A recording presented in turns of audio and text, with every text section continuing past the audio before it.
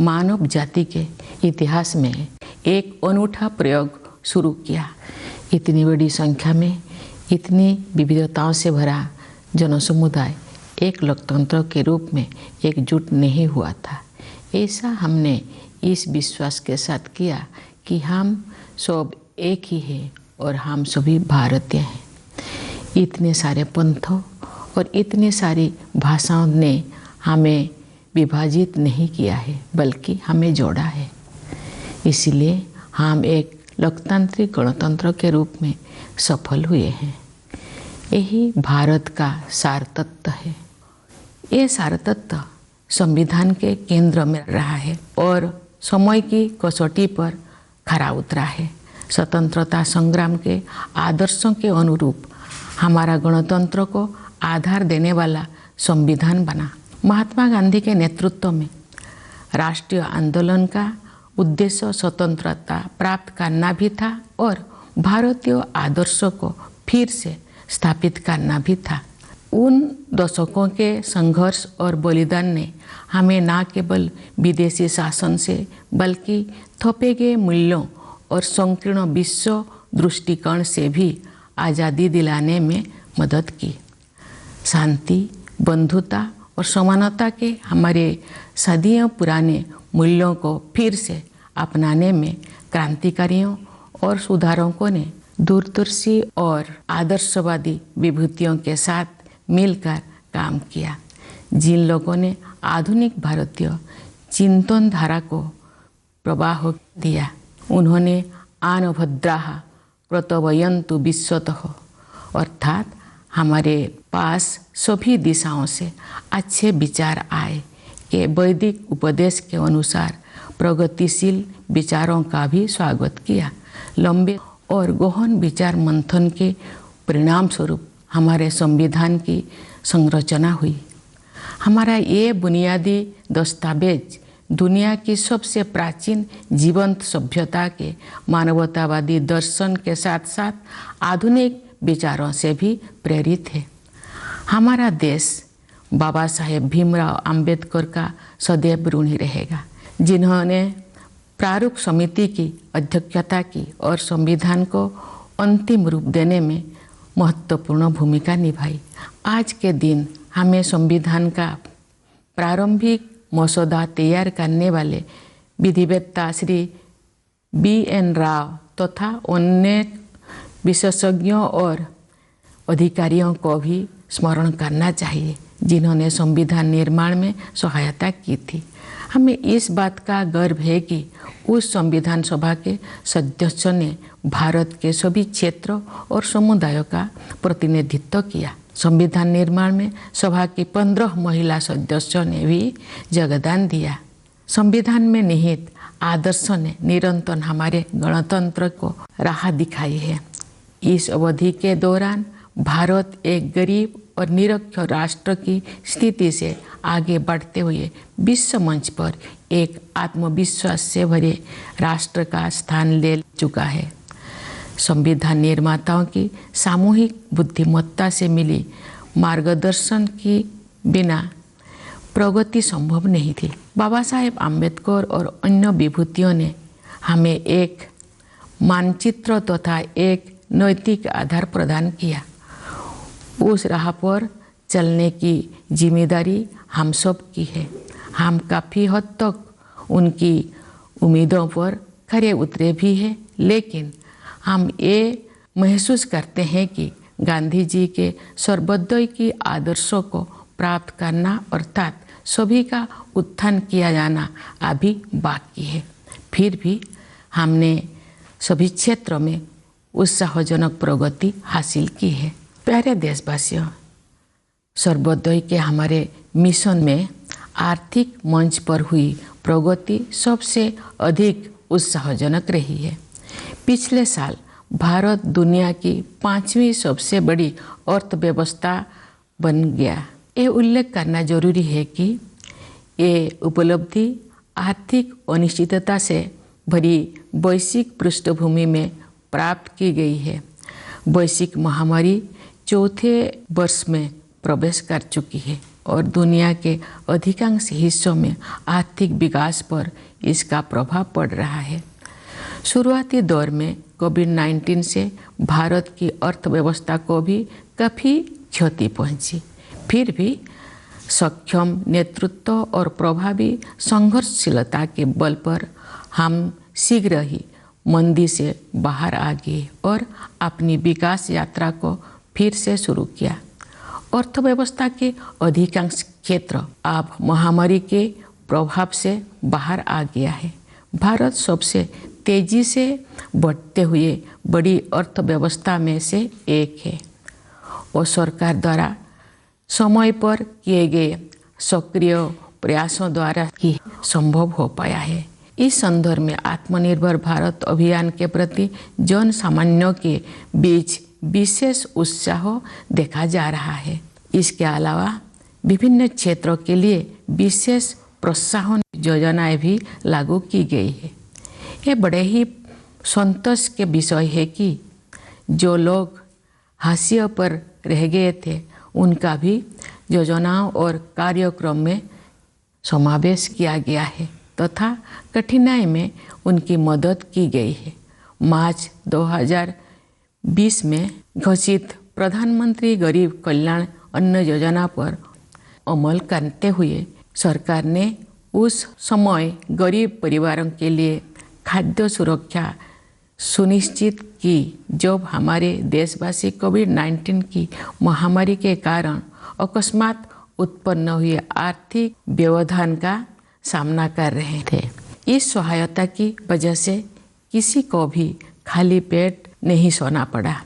गरीब परिवारों के हित को सर्वोपरि रखते हुए इस योजना की अवधि को बार बार बढ़ाया गया तथा लगभग 81 करोड़ देशवासी लाभान्वित होते रहे। इस सहायता को आगे बढ़ाते हुए सरकार ने घोषणा की है कि वर्ष 2023 के दौरान भी लाभार्थियों को उनका मासिक राशन मुफ्त में मिलेगा। इस ऐतिहासिक कदम से सरकार ने कमजोर वर्गों को आर्थिक विकास में शामिल करने के साथ साथ उनकी देखभाल की जिम्मेदारी भी ली है।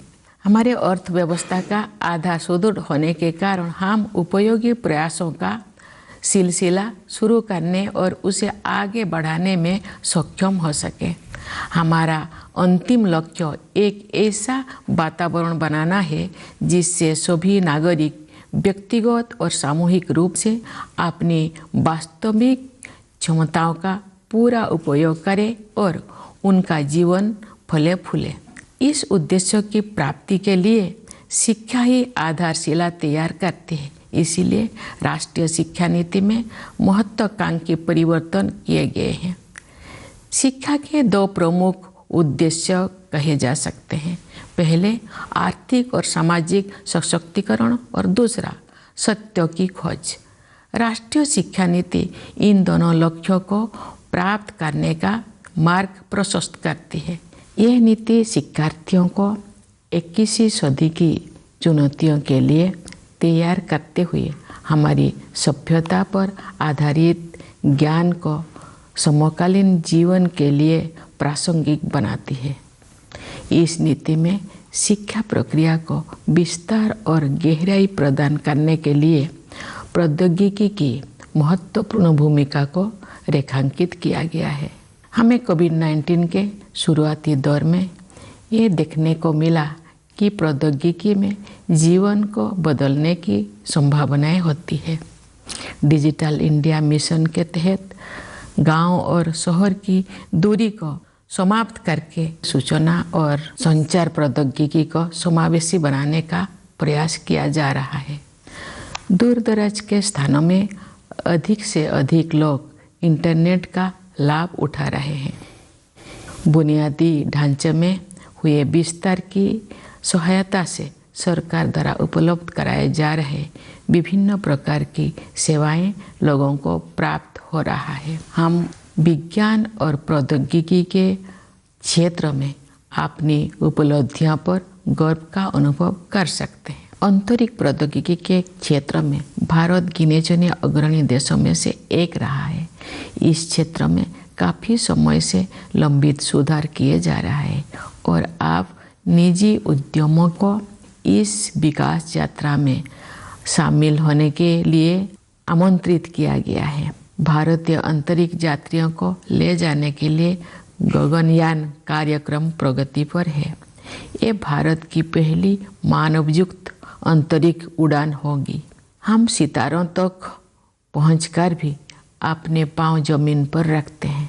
भारत का मंगल मिशन असाधारण महिलाओं की एक टीम द्वारा संचालित किया गया था और अन्य क्षेत्रों में भी बहनों और बेटियां आप पीछे नहीं है। महिला सशक्तिकरण तथा महिला और पुरुष के बीच समानता अब केवल नारे नहीं रह गए हैं। हमने हाल के वर्षों में इन आदर्शों तक पहुंचने की दिशा में काफ़ी प्रगति की है। बेटी बचाओ बेटी पढ़ाओ अभियान में लोगों की भागीदारी के बल पर हर कार्य क्षेत्र में महिलाओं का प्रतिनिधित्व बढ़ रहा है। राज्य की अपनी यात्राओं, शिक्षण संस्थानों के कार्यक्रमों और प्रोफेशनल्स के विभिन्न प्रतिनिधि मंडल से मिलने के दौरान मैं युवतियों के आत्मविश्वास से बहुत प्रभावित होती हूँ। मेरे मन में कोई संदेह नहीं है कि महिलाओं की आने वाले काल के भारत को स्वरूप देने के लिए अधिकतम योगदान देंगे। यदि आधी आबादी को राष्ट्र निर्माण में अपनी श्रेष्ठतम क्षमता के अनुसार योगदान करने की अवसर दिया जाए तथा उन्हें प्रोत्साहित किया जाए तो ऐसे कौन सा चमत्कार है जो नहीं किया जा सकता है। सशक्तिकरण की यही दृष्टि अनुसूचित जातियों और अनुसूचित जनजातियों सहित कमजोर वर्गों के लोगों के लिए सरकार की कार्यप्रणाली का मार्गदर्शन करती है। वास्तव में हमारा उद्देश्य न केवल उन लोगों के जीवन की बाधाओं को दूर करना और उनके विकास में मदद करना बल्कि उन समुदाय से सीखना भी है। विशेष रूप से जनजातीय समुदाय के लोग पर्यावरण की रक्षा से लेकर समाज को और अधिक एकजुट बनाने तक कई क्षेत्रों में सीख दे सकते हैं। प्यारे देशवासियों, शासन के सभी पहलुओं में बदलाव लाने और लोगों की रचनात्मक ऊर्जा को उजागर करने के लिए हाल के वर्षों में किए गए प्रयासों की श्रृंखला के परिणाम स्वरूप अब विश्व समुदाय भारत को सम्मान की नई दृष्टि से देखता है। विश्व के विभिन्न मंचों पर हमारी सक्रियता से सकारात्मक बदलाव आने शुरू हो गया है। विश्व मंच पर भारत ने जो सम्मान अर्जित किया है उसके फलस्वरूप देश को नए अवसर और जिम्मेदारियां भी मिली है। जैसा कि आप सब जानते हैं, इस वर्ष भारत G20 देशों के समूह की अध्यक्षता कर रहा है।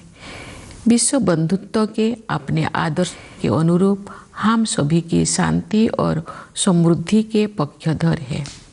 G20 की अध्यक्षता एक बेहतर विश्व के निर्माण में योगदान हेतु भारत को अत्यंत महत्वपूर्ण भूमिका प्रदान करती है। इस प्रकार G20 की अध्यक्षता लोकतंत्र और मल्टीलेटरलिज्म को बढ़ावा देने का अच्छा अवसर भी है और साथ ही एक बेहतर विश्व और बेहतर भविष्य को स्वरूप देने के लिए उचित मंच भी है। मुझे विश्वास है कि भारत के नेतृत्व में G20 अधिक न्यायपरक और स्थिरतापूर्ण विश्व व्यवस्था के निर्माण के अपने प्रयासों को और आगे बढ़ाने में सफल होगा। G20 के सदस्य देशों के कुल मिलाकर विश्व की आबादी में लगभग 2/3 और ग्लोबल GDP में लगभग 85% हिस्सा है। इसलिए ये वैश्विक चुनौतियों पर चर्चा करने और उनके समाधान के लिए एक आदर्श मंच है। मेरे विचार से ग्लोबल वार्मिंग और जलवायु परिवर्तन ऐसे चुनौतियां हैं जिनका सामना शीघ्रता से करना है। वैश्विक तापमान बढ़ रहा है और मौसम में बदलाव के चरम रूप दिखाई पड़ रहा है। हमारे सामने एक गंभीर दुविधा है। अधिक से अधिक लोगों को गरीबी से बाहर निकालने के लिए आर्थिक विकास जरूरी है, लेकिन इस विकास के लिए फॉसिल फ्यूल का प्रयोग भी करना पड़ता है। दुर्भाग्य से ग्लोबल वार्मिंग का सबसे अधिक कष्ट गरीब तबके के लोगों को सहन करना पड़ता है। ऊर्जा के वैकल्पिक स्रोतों को विकसित करना और लोकप्रिय बनाना भी एक समाधान है। भारत ने सौर ऊर्जा और इलेक्ट्रिक वाहनों को नीतिगत प्रोत्साहन देकर इस दिशा में सराहनीय कदम उठाया है। हालांकि वैश्विक स्तर पर विकसित देशों द्वारा टेक्नोलॉजी ट्रांसफर और वित्तीय सहायता के जरिए उभरती हुई अर्थव्यवस्थाओं को सहायता प्रदान करने की आवश्यकता है। विकास और पर्यावरण के बीच संतुलन बनाए रखने के लिए हमें प्राचीन परंपराओं को नई दृष्टि से देखना होगा। हमें अपनी मूलभूत प्राथमिकताओं पर भी पुनर्विचार करना होगा। परंपरागत जीवन मूल्यों के वैज्ञानिक आयामों को समझना होगा। हमें एक बार फिर प्रकृति के प्रति सम्मान का भाव और अनंत ब्रह्मांडों के सम्मुख विनम्रता का भाव जागृत करना होगा।